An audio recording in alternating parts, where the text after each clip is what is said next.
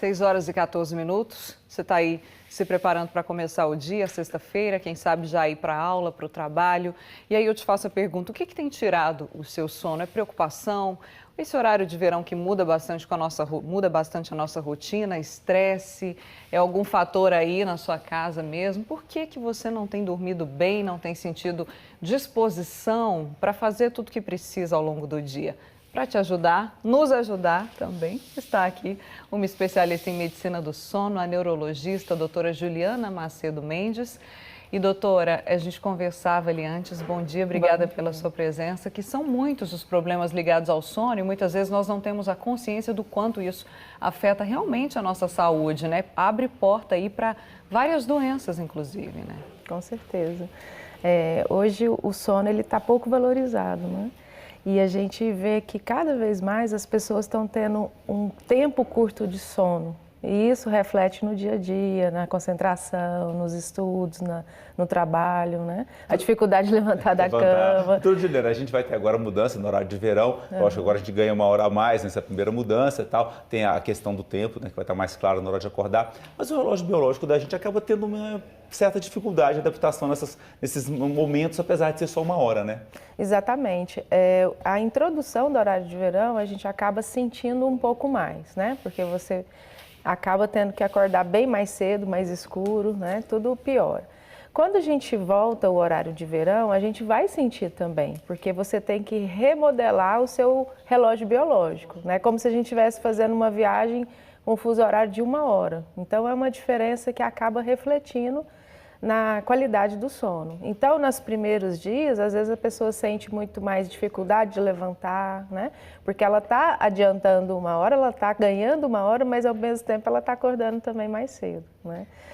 Doutora, me chamou muita atenção a sua afirmação aqui no início de que as pessoas estão, com o passar dos anos, dormindo menos. Isso. E a pergunta do Valdemir Nogueira, que está assistindo a gente no Jardim Itaipu, mostra bem isso. Ele diz que não consegue dormir nem 4 horas por noite. O que ele deve fazer? Ele pergunta, isso é realmente prejudicial? É assim, tem alguns estudos já mostrando que o tempo mínimo ideal de sono para um adulto é de 7 a 8 horas. Existem exceções, né? Existem os dormidores curtos, que às vezes com 6 horas de sono, 5 horas eles ficam bem, mas a recomendação é não ser menos de 6 horas. Como é que a gente sabe isso? Que assim, que o meu ideal pode ser 6, da Mari 8, assim, cada um tem um... Exatamente, é uma pergunta interessante porque é muito individual, Anderson, né? Geralmente, para a gente descobrir o tempo de sono que a gente fica bem e não ter que, assim, se acordar com o despertador na rotina do dia a dia, é muito interessante aos finais de semana você reparar isso e no tempo de férias, onde você tem a oportunidade de dormir e acordar no horário que seu corpo pede. Então você acaba...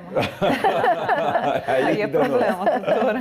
Aí você acaba tendo uma percepção de quantas horas. Mas então, existe uma média, você né? Você está nas férias, fim de semana, nossa, mas acordou cedo. É porque o organismo é assim mesmo. Não tem que ficar me policiando, nossa, eu podia dormir mais e não dormir. É porque o sono, ele acontece através de um ritmo circadiano, né? Então, quando você tem horário regular de deitar e levantar, você acostuma com aquele horário. Tanto é que quando chega o fim do horário de verão, que a gente vai ter amanhã, a gente vai ter que reacostumar esse novo horário. Então, tem algumas dicas para isso. Mas quando você percebe que você acorda bem no final de semana, que você dormiu 7, 8, às vezes tem gente que precisa de 9 horas para ficar bem, aí você consegue ver o seu ritmo, entendeu? Aí você vê que você realmente não dorme o que você precisa. Às vezes a gente está dormindo sob pressão, né? Não está tendo aquela quantidade suficiente. Acontece comigo. Doutora, Amanda Nunes quer saber se o suplemento com melatonina pode ajudar na qualidade do sono. A melatonina, ela é uma substância que nós produzimos, né, internamente quando escurece. Por isso que é tão recomendado a gente evitar a luminosidade excessiva próximo da hora de dormir. Resolve tomar?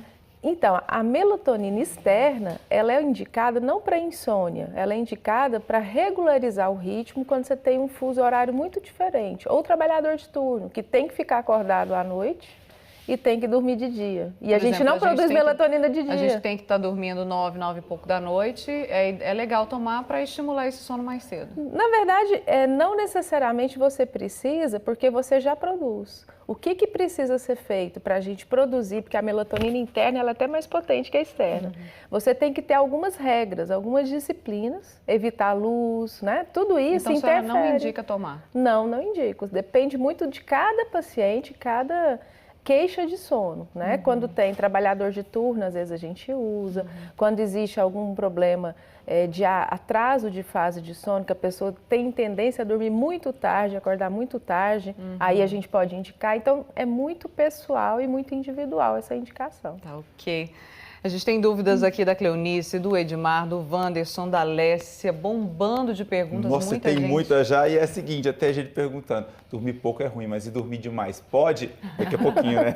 Daqui a pouquinho, doutora, a senhora volta então para nos ajudar aqui a entender tudo isso acerca do sono. Você pode continuar mandando as suas perguntas.